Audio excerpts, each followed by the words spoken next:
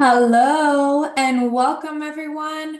We are thrilled to have you join us for the Future Triton Parents and Family Insights webinar. Thank you for being here today. We're excited to introduce some incredible guests who play an important role here at UC San Diego, and we can't wait for you to hear from them. Let's dive in and get started. Before we begin, here are a few housekeeping notes. This is a 60-minute webinar, and it is designed to be an informative webinar. We will not be taking live questions during the session. And a big thank you to all the parents and family members who submitted their questions in advance. We carefully reviewed them, and our fantastic host, whom I'll introduce shortly, will address the most popular ones throughout this webinar. Closed captioning is available. To enable it, click the live transcript icon and select Show Captions in your Zoom toolbar for automated captions. And now, without further ado, it is my pleasure to introduce our MC for this special webinar, Jim Rawlins. Jim Rawlins holds the position of Associate Vice Chancellor of Enrollment Management at UC San Diego. Jim, I will hand it off to you. Thank you so much, Griselda. And everyone, welcome to this webinar this afternoon. A lot of interest in this one, and we're appreciating all of you that have showed up. And especially this time of year, we know you're on pins and needles about everything. So before we even dive in with our first part of the program today, I just want to let you know how much we want today to be a day that makes you feel informed and kind of gets rid of some mystery. But just to be really clear, we are not done with our work yet. So we're checking in with you while we do all that work to admit this year's class.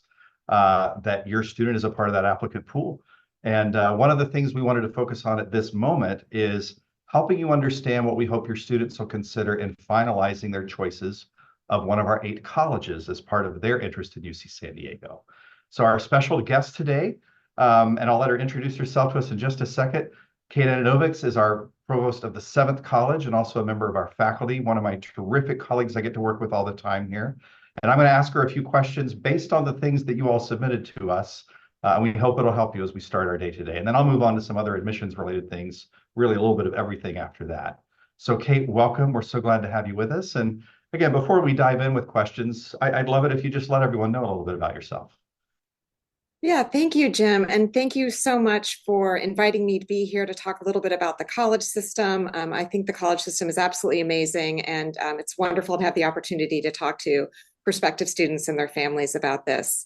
So yeah, I am the provost of 7th College. I am also on the faculty in the economics department. I've been at UCSD for about 25 years, and I've taught many classes at both the undergraduate and the graduate level, including introductory level economics courses that are often taken by incoming first-year students.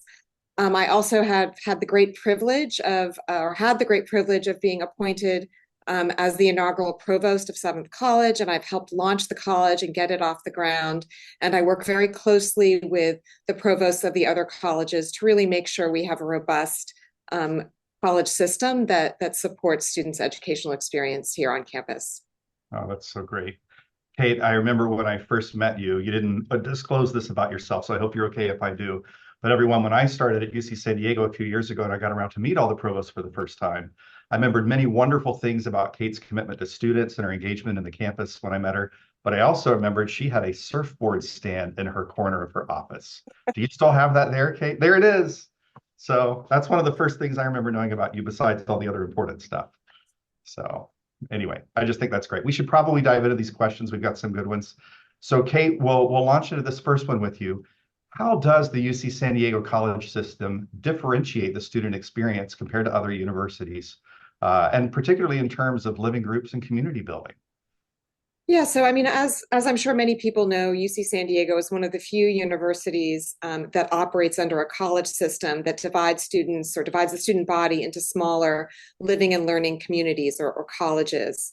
And this is a really unique system. Each college has its own unique identity, its own culture and values, which influence not just the academics, but also the social life.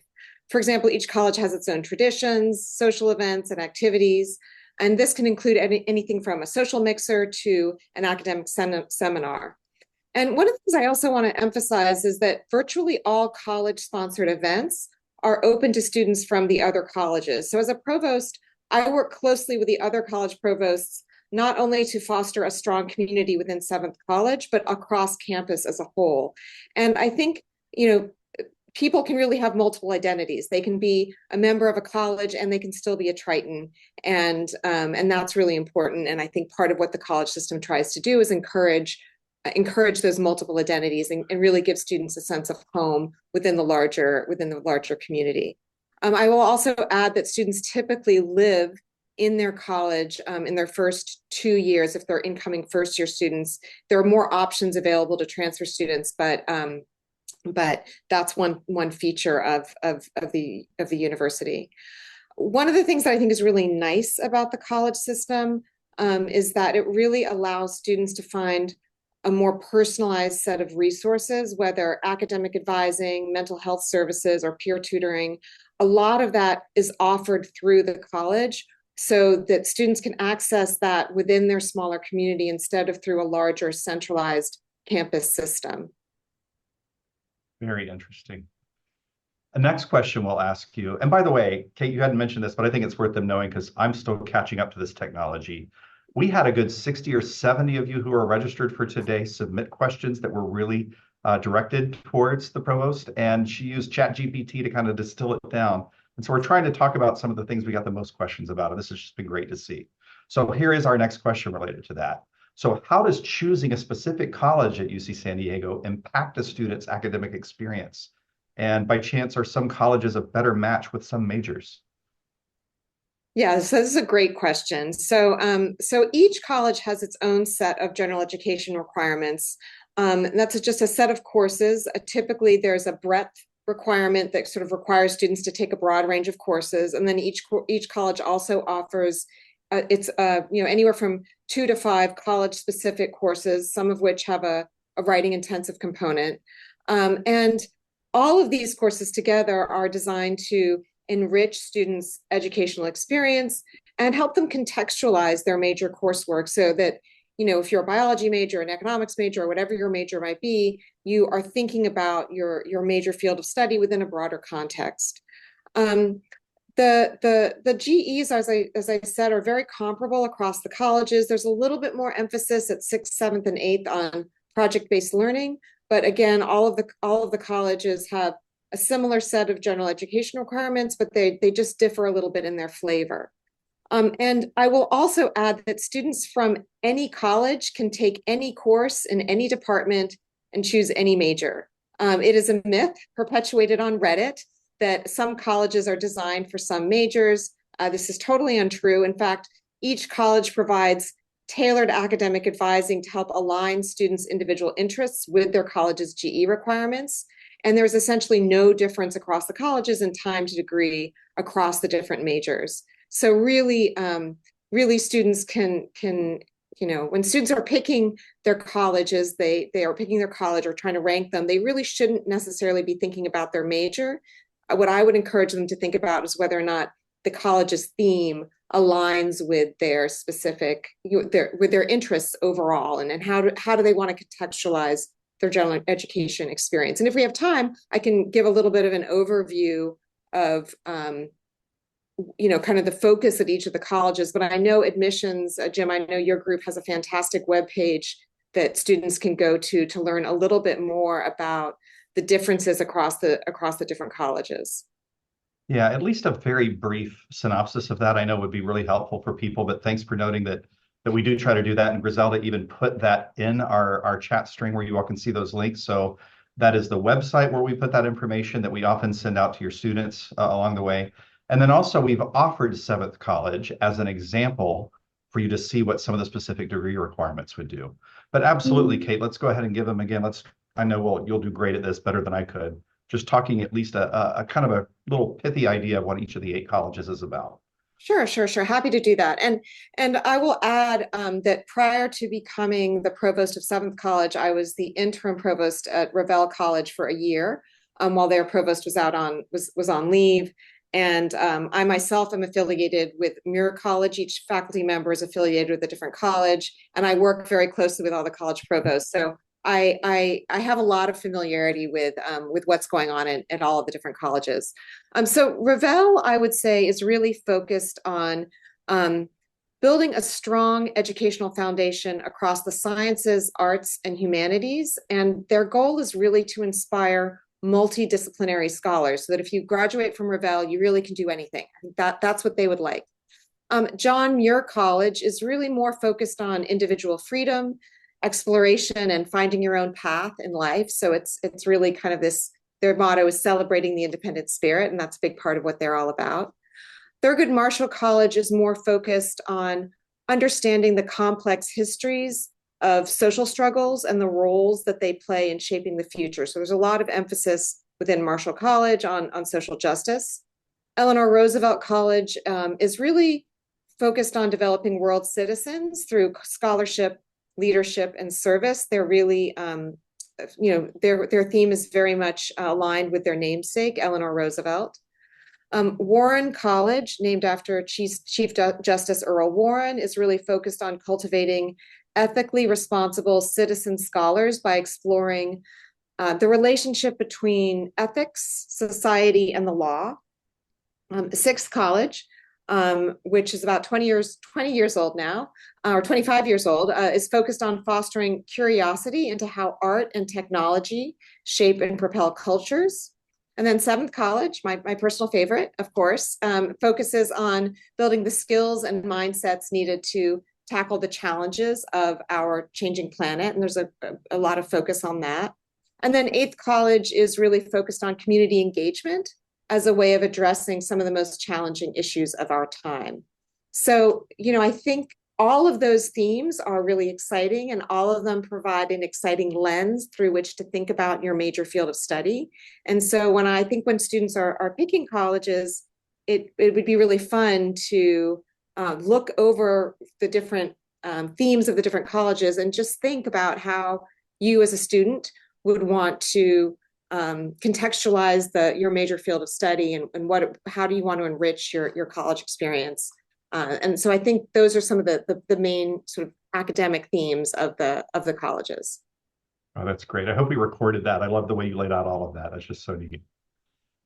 We should probably go on to the next question before I forget to. So here's our next one for you. What resources and support systems are in place for our first-year students and our transfer students as they come into one of these colleges, including things like mentorship, emotional support? We even have some ask about job search assistance after graduation. Yes.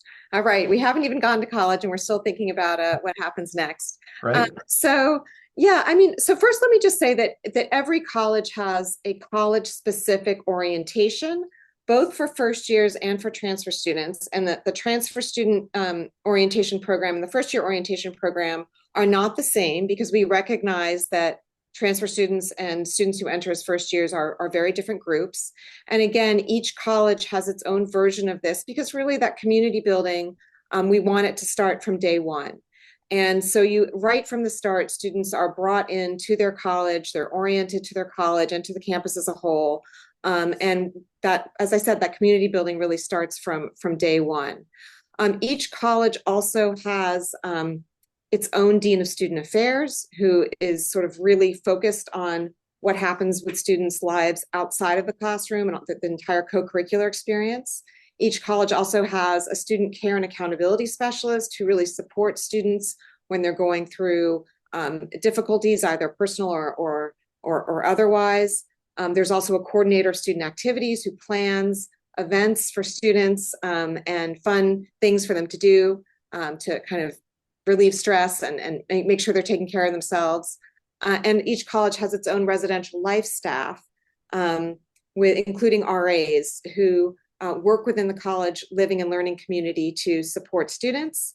And there are also members of counseling and psychological services, we call it CAPS, that are embedded in the colleges who are also there to support students should they need that extra support. So there are lots and lots of resources within the colleges, within each college to help support students. And I will also mention, since you said someone asked about job search, UCSD has an amazing career center that offers workshops and job search coaching and resume building and interview preparation that is really, really awesome. And also, I think because San Diego is such a hub for biotech, there are also lots of incredible research opportunities for students to take advantage of as well. Yeah, again, Kate and I both love that you all are thinking so far down the tracks, but we want to kind of keep it in the now. I will tell you all again, we plan to do a few more of these throughout the rest of this cycle. So I've already planned on us getting somebody from the Career Center, one of those future ones. We promise we'll have them as guests if we can get them scheduled. Next question for you. Can you explain how something like study abroad programs or interdisciplinary opportunities work within the college system? And for that matter, how they align with that and degree requirements all at the same time? Yeah, so students in all of the colleges study abroad, they participate in research, they do internships. Students have a wide set of co-curricular activities that they're engaged in all of the colleges. UCSD's study abroad programs are open to students in all of the colleges, and there are many, many options sponsored by UCSD in over 40 countries, I believe. And students can study abroad for a semester or a year, or participate in shorter programs. And there are also lots of, as I said, research opportunities. And one of the ones that I'll mention is the Triton Research and Experiential Learning Scholars Program, which is offered by each of the colleges. And it gives students a research stipend to conduct research under a faculty member's mentorship for a quarter.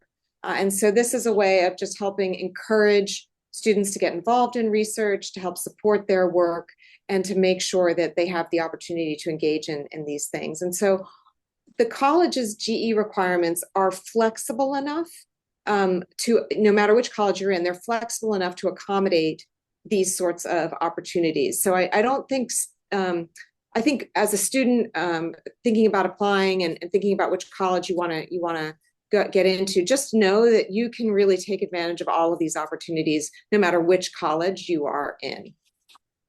Well said. Oh, that's just great.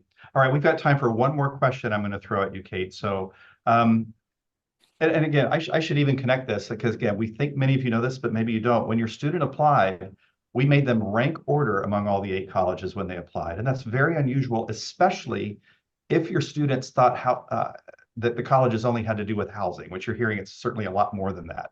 It is about all these other things, and that is why we asked them to do it at the time they apply. And so many of them are still learning about it, which is part of why we have our guests that we do today. But Kate, do we have students change colleges? Is that a rare thing? Is it a common thing? What would that look like? It's very rare for students to change colleges. In order to change colleges, you need to be able to show very clearly that you could graduate a full quarter earlier if you were to switch into another college. And because time to degree is so similar across all of the colleges, that rarely happens.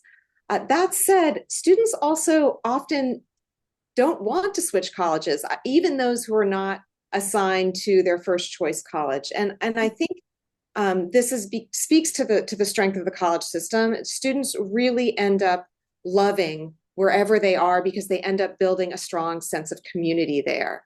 And, I think as provosts, we work really, really, really hard to make sure our colleges are offering, that each of our colleges are offering an exciting educational experience and co-curricular experience for our students.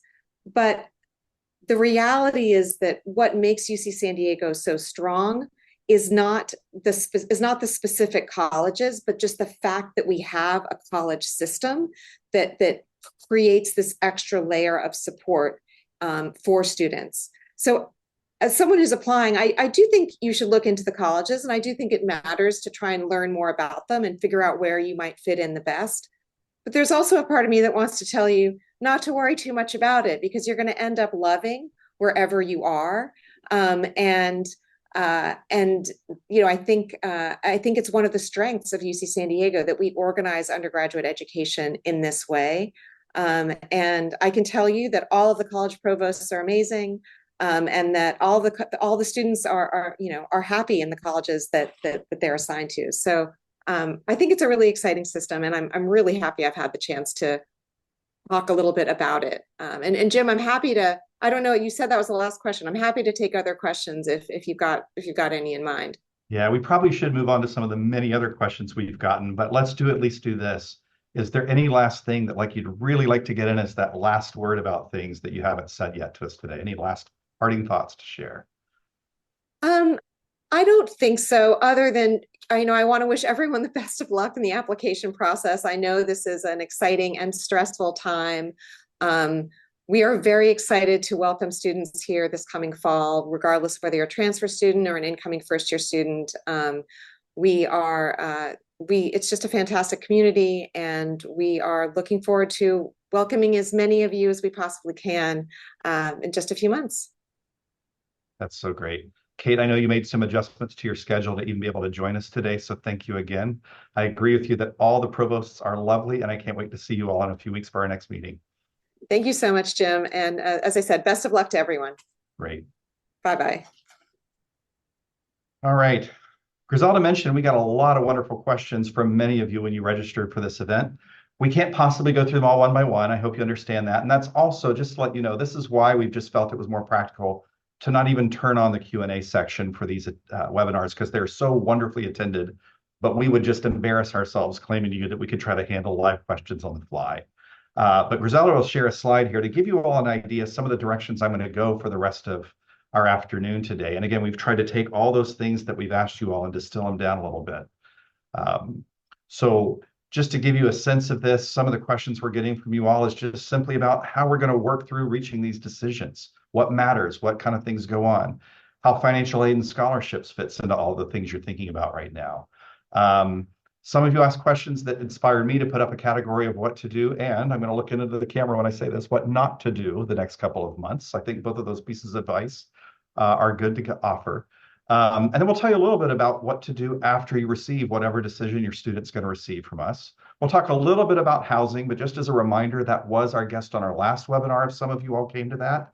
And also as a great reminder, our admissions team makes these webinars available as recordings. So whatever we don't get to, especially on housing today, I'll remind you all that we spent 15 or 20 minutes with a guest from that office last time we did this. And again, our main thrust today is to help you feel informed. It's not so much the sales pitch day, but we were flattered that several of you all wanted us to talk a little bit about why your student should pick UC San Diego compared to their other options. And we'll take the bait and we'll say a few things about that before we're done today. But before we do that, I want to really go through some basic timeline stuff. So Griselda will move to that slide for us. And then after that, we'll just go back to being on camera. But I know a lot of you all just really want a reminder or clarification of the timeline here.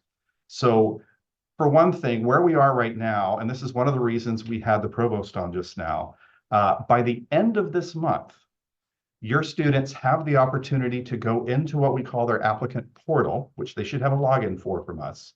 And they can actually still change their answers to what they put on the application by the end of November. They can still go back and re-rank the orderings of their colleges. And they can also update their answers for first and second choice major. And I'll talk more about that in a few seconds too. But that's the most, that's the most up and coming date for you all to know. So again, the end of this month. Everything else on here is about what comes with the outcomes and the decisions that we'll be making. So by the end of March, those of you whose students apply to us as first years, freshmen coming out of high school, by March 31st, but very likely earlier than that, we will make all decisions, at least initial decisions, on our applicant pool. So I'll explain these again, what they mean in a few seconds. But giving all of our applicants either an offer of admission, a chance to be on the wait list, or telling them that we can't admit them. A few weeks after that, we, like many other schools in the UC system and around the whole country, will be doing admitted student programming. So here we call that Triton Day. And it is for first year and transfer students. But I'm aware that we're telling you transfers aren't admitted yet. But just to really clarify, all transfer applicants will be invited to that day, because we know some of you all are hearing from other schools that early, and we don't want to make you wait. But it will be admitted first-year students who get invited to Triton Day on that second Saturday in April. By the end of April, we will have made our offers of admission in the same way to transfer students. And then by May 1st, which is really kind of a national deadline that we all try to agree to around the country, we will require students who were offered admission as first years to let us know whether they're coming or not. You do eventually have to make up your mind. And I think the reason all of us around the country try to use the same date is because we just want to help everybody keep this on the same rhythm. And then transfers, because the process unfolds later, we do give you more time. Some of you whose students are transfers applying to us, they may be having other colleges or universities tell them that they need to get back to them by May 1st. We understand that, but we have various reasons we think it's a good thing to let the transfer process take a little longer, and then we give you longer to make up your mind. And Griselda, thanks. You can go ahead and take that down now. So here's some of these things we're going to work through in that list of questions. And before we even dive into them, there are two other really important things on my mind today I want to share. First of all, we're sorry for any confusion or panic we might have caused. When we put this invitation to this webinar out today, we even had a few people asking if that meant, is my student about to get an offer of admission? We don't do that. We don't send winks, as I sometimes call them. We do especially things like these parent and family webinars to just lend transparency to everybody. And so just to be clear, every applicant's parent and family members that we knew how to reach was invited to this today. Getting this invitation doesn't mean anything more than that. The other thing I want to say before we dive in is, especially for any of our guests today from the LA area, these areas affected by the horrible fires right now, you're in our thoughts, especially as it relates to state financial aid processes. Those of you in those affected areas, you're going to probably be hearing through your high school, or again, some of you on the community college side, your community college advisors. There are state things related to financial aid that the state of California offers that they're going to be giving you a little bit of an extension on your deadline for. And so I don't have all the details on that, but I want to let you know that's what all of us are looking at. And so I just really wanted to take a moment for that. And again, any of you that are even indirectly affected by this, you're in our thoughts and we're thinking about you. So let's talk about some of these things. And again, I want to kind of come back to the very first thing that's on a lot of your minds. And that is this question of how are we going to work through making these decisions in the next few weeks?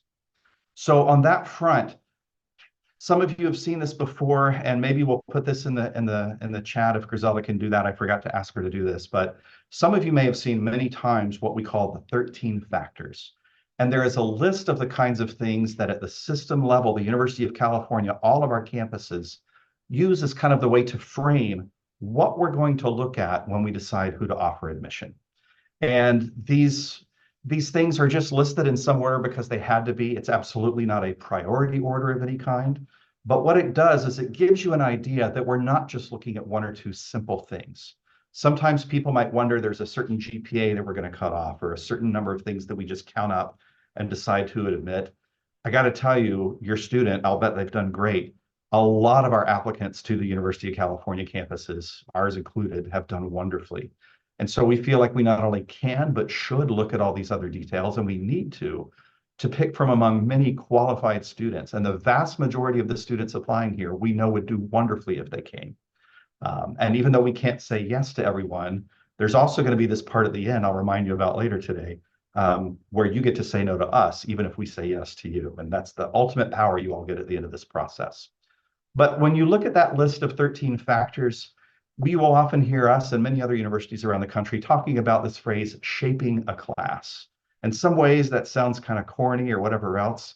But again, it really starts by pointing at the fact that we're not just drawing a line somewhere and saying, this is who gets in this year. We really want to see how all these pieces fit together.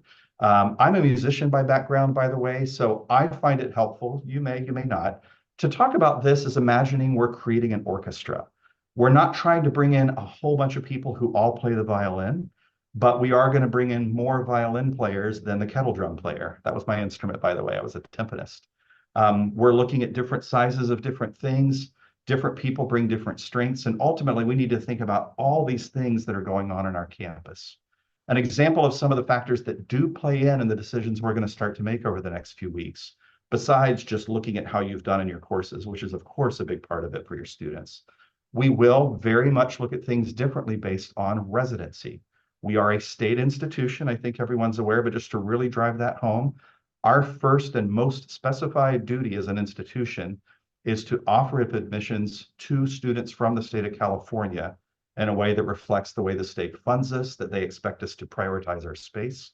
And so really, in-state students are competing with other in-state students for the amount of space we have for those spots. Out-of-state and international students, or what we loosely call non-residents together, they are really competing with each other because the state also defines how much space we have for that. And by the way, they don't specify, the state doesn't, between out-of-state or international. They also don't tell us certain countries or states to go after. We try to be very equitable about all of that, but at the same time, we love the idea of bringing in a nice balance of students from lots of different places for that part of the offers of admission we'll make. We absolutely look at grade point average and the rigor of classes your student took to get those grades. We even look at GPA a few different ways. Some of you all in your questions asked us things like, is it weighted, unweighted? We don't really use any of those exactly because, again, we don't use a cutoff. But when we are doing holistic review of your student's file, and by the way, almost everything I'm talking about right now, this is mainly about the first year process. We'll talk about some differences with transfer in a minute. But when we look at that, we're trying to get a sense of, has the student not only done what we need to see in terms of the courses they've taken, we refer to that as A through G, but we also are looking to see if they've hopefully gone beyond those minimum requirements and done well when they did. I'm here to tell you that very clearly, we don't value any of those subjects more than another. It's not as if we wish a student would go farther in social studies than English or farther in English than social studies. It's that overall, we want to see students going beyond that minimum of what our faculty think it takes to be at least prepared to do well here. And then we're picking from among many wonderfully talented students to really look for those strengths, and rigor is part of that, but nothing about it is automatic. We see a lot of myths out there about how many AP classes you need or how many of this or that. There is no magic number because it's all about taking the context of each of you as much as we can, especially within the state of California. So this doesn't really apply as much to out-of-state or international students who are applying. We will also last try to look at a phrase you may hear some of us use called local context. And so we're also trying to understand what options for a rigorous curriculum or various other things were available at your school. And did you take advantage of that? And one of the reasons we like that is, especially if you happen to be going to a high school that doesn't have as many of those opportunities, we feel like our process should take that into account versus saying, why didn't you take more of these? On the same end, if a school has a lot of options and a student doesn't take advantage of any of them, we need to understand why. So those are some examples of some things we look at. There's a few things you'll notice I haven't said so far, so let me be really clear about a few of those too. I have not talked about test scores from the SAT or ACT yet. And just to really drive this home, your students may or may not have told you, we are among a lot of schools on the West Coast of the United States in particular, who have not only gone test optional in the last few years, but we've actually gone what we call test free. And what that means is we have no place in our process whatsoever for test scores to have an impact on the offer of admission. We really don't even ask for them. Some of you may have still just sent your scores off to us just in case. Nothing wrong with that. But just to really drive that home, test scores play no role in this whatsoever. The one exception to that might be for international students who need to show English proficiency. That can be used as one of a few ways to demonstrate that proficiency. We don't look at the gender of the student. Even though we ask that on the application, it just helps us know who's looking at us and what's going on. It has nothing to do with the decision. The same goes for race and ethnicity. So those are examples of things that even though it's shared on the application, we don't use them. There's a few things that because we don't want to use them, we don't even ask for them. So many of you may be aware that we don't use recommendation letters from a counselor or a teacher in our process. And again, even if one is sent in, we're not going to do anything with it. Again, we're trying to make some of these things equitable, and some students that's a better match for than others. We also, just to go back to our first part of the day today, what colleges your students ranked in what order have absolutely nothing to do with the admissions decision we'll make. Guarantee it. So we hope when Kate was talking earlier, it didn't make you all think, boy, I hope they think my student was a good match for their first choice or they won't take them. That's not going to happen. That's really something that just, again, we want to have students starting to think about it, but it's not part of our decision. Few last things before I move on to some other topics, because I know we're covering a lot of ground today. The major your student requests is absolutely a factor. It has to be, but it's not a factor as much as you think, and it's definitely not a factor all the time. key thing is that we have a very small subset of our majors that are so popular that even if students are strong enough to catch our attention as somebody we should offer admission, we may not be able to give them their first choice major. And that's one of the reasons we do ask for a second choice major. It's not required, but I will say it's never a bad thing to list a second choice major. We've tried to firm up some things on the application this year so that, let me take an example of one of the most popular majors there is, computer science and engineering, or CSE. They have about 3 or 4 majors within that department. And if a student listed one of those as their first choice major, we make these decisions really at the departmental level. So a student wouldn't give themselves a better chance by listing a second major in the CSE department. They would give themselves a better chance of getting something they want to study by putting a different department down as their second choice. It is perfectly okay to say undeclared, and I don't know. In fact, I wish we had more of our applicants saying that. But it's also important to know that once we admit a student, that same very short list of a handful of majors on our campus that are the most difficult to get into, they are also not easy to automatically switch into.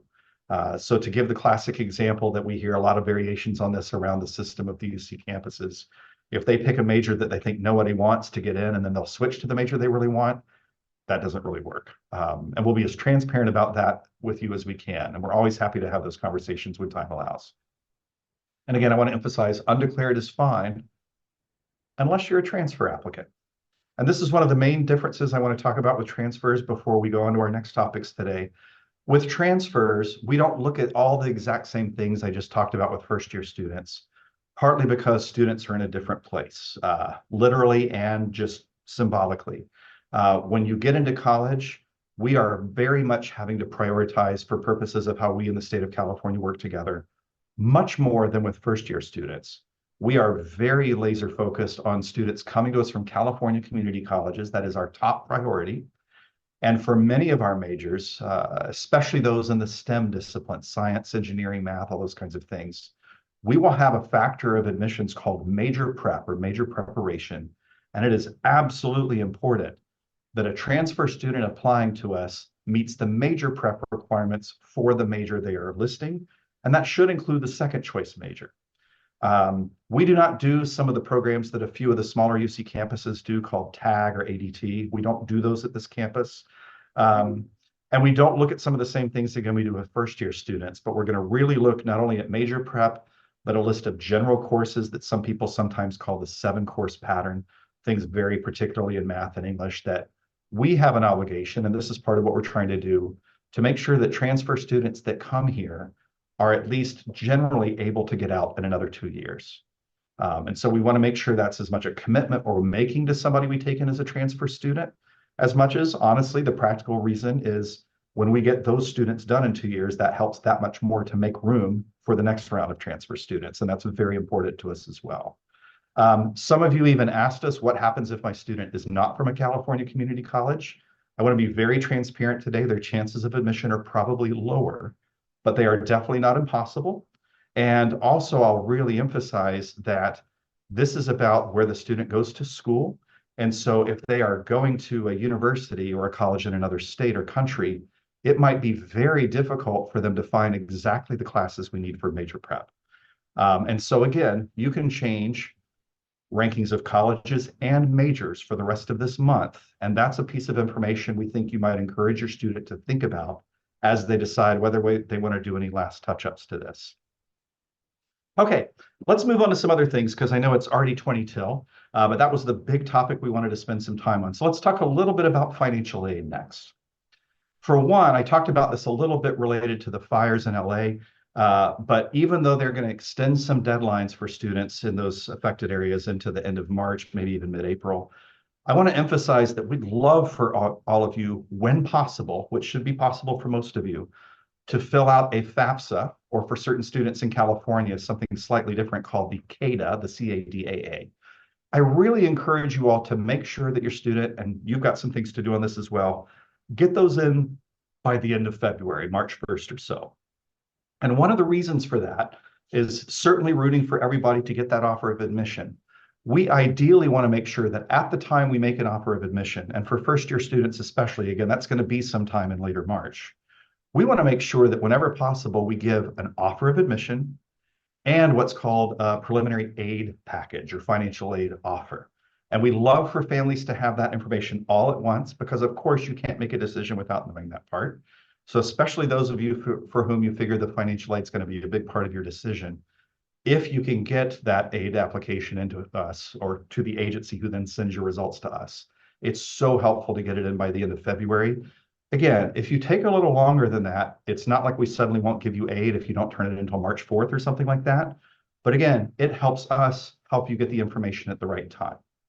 Another question we got a few of had to do with how scholarships fit into this. So when I'm talking about financial aid, I'm talking really about the word need. When we look at the family's need, which, by the way, just to emphasize this point, has nothing to do with your chances of admission as well. But if you have need that we're going to address, that's all done automatically just through these applications, the FAFSA and the CADA. For those of you looking for scholarships that might come, especially from the Jacobs School of Engineering for students admitted to those majors and a few others, none of those really have applications at all. We try to make pretty much every single scholarship we offer to an incoming student something we handle with the information you provided on your application. So there's really nothing left to do. Maybe that's maddening because you want to turn in something and tell us something else. But on the other hand, it's a relief to know you haven't missed an extra form. There's no extra thing like that to do. And again, we're trying to make those scholarship decisions right around the time that the aid package comes out so that it can be right there. Every now and then, some years, some of these aid packages, these scholarship packages in particular, something hitches them up for just a few days. But we try very much to get that out right out there at the same time. And again, when we do more of these webinars for admitted student families in the coming months, we will have financial aid come back and join us as they did last spring with last year's applicants. Some of you are just asking us fundamental questions about how do we work on affordability, and we don't want you to wait until April to be thinking about that. So if you think it's something our financial aid office can help you with, I don't want to overpromise, but our financial aid staff, they absolutely do have the ability on a limited basis to help people with these questions. And some of you may have already had those conversations with a financial aid professional at another institution where your student's applying. Everybody in that profession is fantastic wherever they are. But to the extent we hope we'll be able to help you, if you want to reach out to us, it's okay to call. It's not like we're going to say, well, you can't get an answer yet. They'll try to always help you as much as they can. Okay, let's move on to that next topic, which is that general idea of what to do and, again, what not to do. So there's going to be several moments of decision-making coming up here. And we want to let you know some of the ways this will go down, some things we would love it if you could help your students understand and remember. And one of the first things I'm going to spend time on here is helping you understand what things aren't true. We know there's a lot of interesting rumors out there on places like Reddit and Facebook groups and God only knows what else. So let me burst a few bubbles here and get rid of some myths. First of all, many of you, your students, probably applying to at least one or two other UC campuses. We wish you were only applying to ours, but we know this is how this works, and we think it's a great idea overall. We all work on this separately. So you should never for 1 second worry that your students' chances of getting in here depend on what we think is going to happen at the other campuses where they've applied. We don't think that way. We don't work that way. I think that would be a horrible thing to do to your students. So just to clarify, we all do this stuff separately. We don't do this kind of stuff with each other to share information. So it's just a non-factor. Second, and this kind of comes back to your invitation to this webinar today, at least our campus, and I don't think any of the other campuses in the UC system do this, we don't do that thing I called a wink. We don't send out things hinting at something. Once we reach our decisions, we reach our decisions. I do know, as a member of this admissions profession for the last 30-something years, I know there are some institutions out there that will do that. So thinking about today's webinar as a chance to not only talk with you about us, but things you might be seeing elsewhere, this is one of those things I want to acknowledge that, yes, there are some schools that get into that little game playing, but we're just absolutely not one of them. Again, I said this earlier on the timeline, we're going to make all our kinds of decision at once on the same day. Whatever day it is in March, probably a day or two before that, I'll just go ahead and tell you so no one out there can make money telling you that they know a secret. Our portal, which is very much designed for your students to navigate the application status they're in right now, we might kind of take a few things down for a little bit to kind of refresh the page. Yes, this is what it means, is that we're almost ready. So just don't let anyone get you overhyped about that. But yeah, we do tend to make those changes right before we're ready to go. And if your student is one of those that gets that offer of admission, we want them to be proud. On the other hand, there's a lot of wonderful students around them that may not have gotten that. So remind them to be humble. I think you all know what I mean by that. But we really want them to be able to celebrate that. And meanwhile, when they're hearing from all these other schools earlier than us, or heaven forbid, later than us, because we know some schools are more of a rolling thing, no college, no university should be pressuring you or your students to make their decision before May 1st. The one exception to that would be early decision, but honestly, if your student has been admitted early decision, you're probably not even on this webinar. You've probably moved on. And those of you that don't know what I mean, it won't matter to you. But for the most part, while there is no official rule against this, I will just say, as somebody who's done this work for years and put two of my own kids through the process a while back. I'm old. I'm a grandfather now, if you all can believe that. We just really hate to see students pressured more than they need to be. So really, we just want them to understand about that. Again, with first year freshman students, May 1st is a very common date around the country. It's very rare for anyone to require a student respond to them earlier than that. But if they do, push back. I'm encouraging you to do that. And if you feel like that's getting out of control, or you're worrying that they're threatening they'll take your student's offer away if they don't get back to them sooner, go to your high school counselor. They are amazing professional colleagues of ours who will help you navigate that. Heck, I'll even offer up myself for that because I've been a leader in that organization. We don't like to see our colleagues do that, and we can tell them that if you don't want to. The other thing that goes hand in hand with this, and it's very much related to what we're going to try to do if you give us the information in time, we really don't think you should be expected to work with your student to pick a college until you have that financial aid offer. So when schools offer your student admission, but they don't have the aid package, really make sure you know that you can push back with them if they're trying to get you to decide, but they are behind on giving aid packages for some reason. You should be able to work with them on that. Here's another thing that I want to talk about with the do's and don'ts. We may very well offer your student a spot on one of our wait lists. And that sounds very dreadful. It sounds very gloom and doom or purgatory or whatever. But to whatever extent you might hear that various institutions use wait lists in various ways, let me be very transparent. Here at UC San Diego, where we are growing in popularity, and we're very flattered by that, we also absolutely need to make sure we don't come in too big in any given year. And so very pragmatically, when we don't know exactly what percentage of your students are going to accept our offer of admission once we make it, we need to make sure that we don't come in too high. But if we come in lower than we planned by May 1st, then as early as May 2nd, we may turn right around and offer admission to some of the students on that wait list that we do have room for after all. The key thing we do, and this is a national best practice, so most other schools should do this with you as well. If your student is offered a waitlist spot, they should be asked, do you want that spot on the waitlist? And if your student has absolutely no intention of picking us, we'd really prefer that they go ahead in that point and say, no, thanks, I'm good, if they're going to go somewhere else. And then we won't consider them for one of those waitlist spots once it comes time, because to the extent we can, we want to focus on the students who genuinely want that possibility left out there for them. Again, we love for you all to like us best. But we also know we're not the only option out there, so it's just a very practical moment. The other thing with that wait list is we cannot begin to tell you how much of it will go into or how quickly, because we just have to see how all of this stuff works. There's something that some schools do that I want to let you all know not to worry about with us, and that is that at some schools, apparently, if your student's on the wait list, either they themselves or your school's counselor may tell your student to submit what we sometimes call an LCI, a letter of continuing interest. Hey, UC San Diego, I'm on your wait list. I just want to let you know I'm really still interested. Here's what I've been doing for an internship this summer. Aren't I great? Some people think they need to do that to get our attention, or that will help their chances on the wait list. We don't play that game. Just like we don't wink, we don't do this kind of stuff with you. We are going to make our waitlist decisions, and maybe you're happy about this, maybe you're sad about this. We're going to make our waitlist decisions on all the stuff we got in the original application, and that's it. I get, just me, myself, I get probably a few dozen emails every spring like this. And we always think they're very kind, and it's great to see not just you, but your parent or somebody like that rooting for you. But just like we don't use recommendation letters, we've very consciously decided to structure our process in a way that doesn't get into those kind of games. So we will not want letters of continued interest.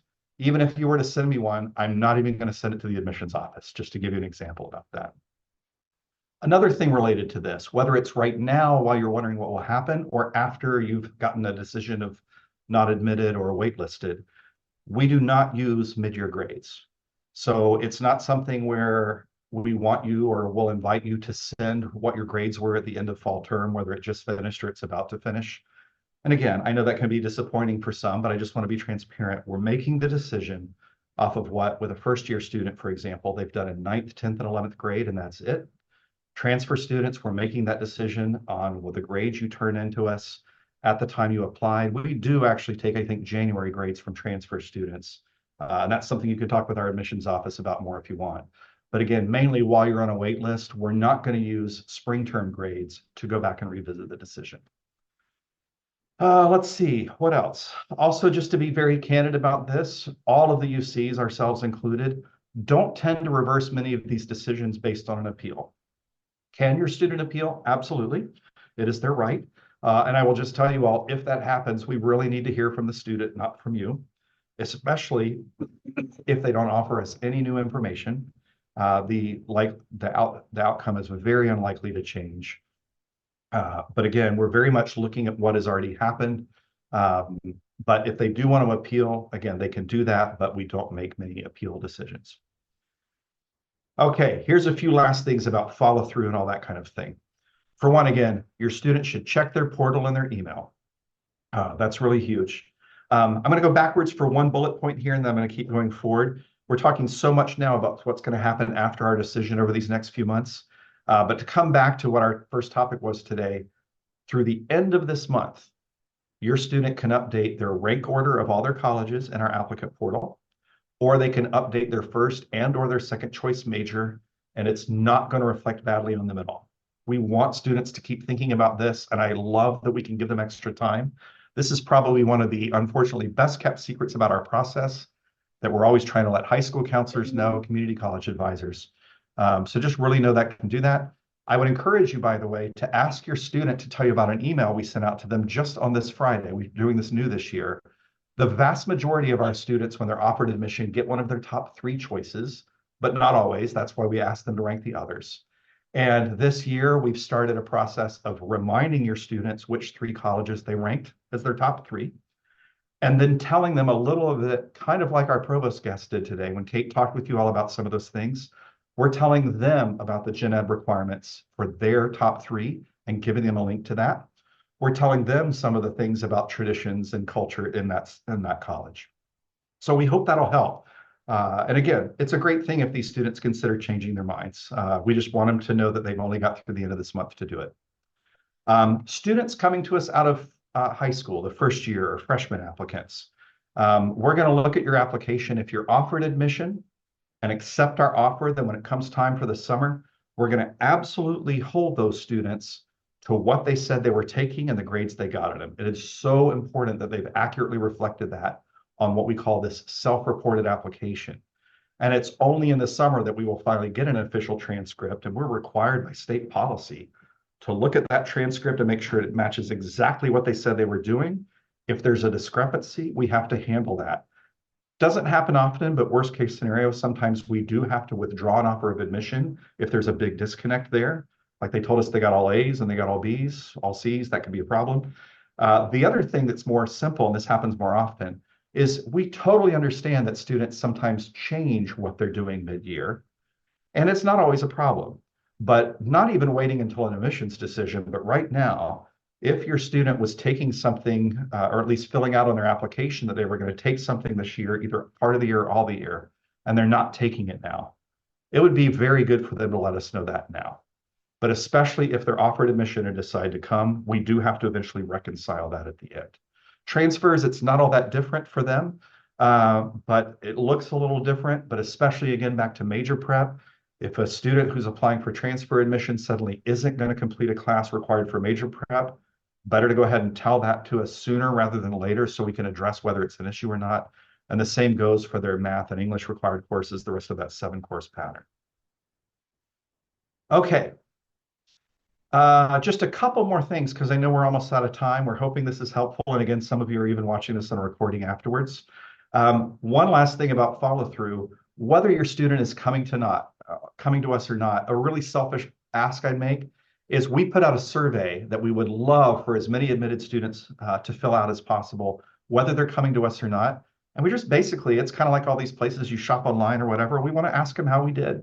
Why were they interested? If they turned us down, where are they going instead? And what do they like better about that place? How did our communications look? And it's a time to just be very candid with us at the end of the process. So we'll love it if you can encourage them to fill that out.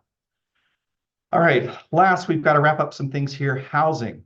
Again, we're not going to go much into that, but just to emphasize something that our provost shared earlier, we have a 2-year housing guarantee for both first years and transfers. That's something we've been able to do over these last few years as we've expanded our housing options on campus. Again, especially for students coming in out of high school, where you will be housed is very, very likely going to be connected to which college you're admitted to. But with transfer students, it's a little different. Transfer students can still aim to be in their college, but we know some of them have different priorities and interests. And so some of our housing, including the beautiful new Pepper Canyon East project that just opened this fall, some of our residence halls for transfers are just for transfers, and they're not affiliated with the college. So just as we get to that point of admission, that's a good thing to read more about and understand. And we are able to guarantee housing for every student that has met the deadline and is a first or second year student. If we look anytime, or you may even read it in the news, and we always have to help the reporters because they don't always understand, we are meeting our housing guarantee promise each year right now. But if we ever have a student, first or second year, not get it, I'm talking with our housing director, it's because they didn't meet the deadline. At some point, we have to move on from that group to look at some of the third and fourth year students who we would love to give a space to if we are not full with our commitment. We can't make them wait all summer. They will need to start making other choices. This could be you in a few years, right? So please know the deadline, meeting that deadline is huge for that 1 and 2 year guarantee. Last thing, I promised I would talk for at least a tiny little bit about why your student should pick UCSD. And again, we're flattered if you want us to talk about that, but this is not a day where we're trying to brag about ourselves. I think, and this is one of the main reasons I came to this institution a few years ago, that college system is amazing. And I think it's something we don't make clear enough. I think it's one of the most tangible ways you'll see any institution in the country look at a way to give a student a small college experience within a big university and all the opportunities it can provide. So I'm going to just say that. I also, especially this time of year, don't have to remind you that San Diego is gorgeous. We're warmer than you. We've got more palm trees than you probably, unless you're from Hawaii. So really think about that. But the rest of this choice, again, we don't get to say why we're the best fit for your student. They do. And so just to really finish this day by putting this back to that, we want them to feel like, and they can hold us to this, if they're admitted to us, it's our job to help them understand if our major is the right and best fit for them, if their student environment and their culture and their campus will be the best environment. That's something they get to decide. We'd love it if you could help your students remember that it has nothing to do with what their friends think or what they read on Reddit, God help them, or any of those things, because those folks' priorities are their priorities. I will also look into the camera as a recovering parent of a college applicant myself and remind you, it's not your opinion that should help them figure out if this is the right place for them or not. And you know what I mean by that. And again, we think wherever your students wind up, they're going to be fantastic. And we're just honored to be among those options. We hope we're going to see admitted students come to Triton Day, and I hope I'll get to meet some of you when you do. And on that note of visiting, Griselda, I'll hand it back to you to wrap it up. Thanks so much, everybody.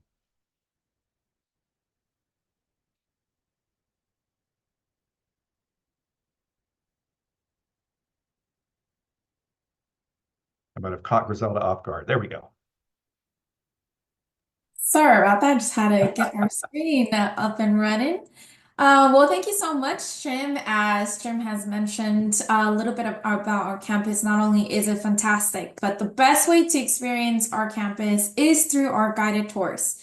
We highly encourage you to visit and hear firsthand from our campus ambassadors who are current Tritons about their experiences and insights on our amazing beach campus. If you can't make it to campus in person, don't worry. We also offer a virtual tour so you can explore the size and beauty of our campus from anywhere. We also encourage you to connect with us on social media. Follow us on your favorite platforms to stay updated on upcoming events and other valuable insights. For additional resources, be sure to visit our YouTube page as well as our event recordings page, which I have dropped on the chat, where you are able to view past recordings and also some past future Triton parent and family insights featuring HDH, which is housing and dining, financial aid, athletics. So some wonderful programs Jim has already done. It also our YouTube and our events page offers a variety of helpful videos that you can explore at your own convenience. For inquiries about campus tours, events, undergraduate admissions, or your student's application process, we encourage you to contact the Office of Undergraduate Admissions. The best way to do this is by visiting our contact form found on our website. Please check our website for our office hours, and I will also drop that contact form direct link in the chat. And that's a wrap for our webinar today. Thank you all for joining us. Thank you, Jim. We appreciate all your insights, and we wish you a wonderful evening and good luck to all of your students. We look forward to welcoming them in our amazing Triton community. Go Tritons! Have a good evening, everybody.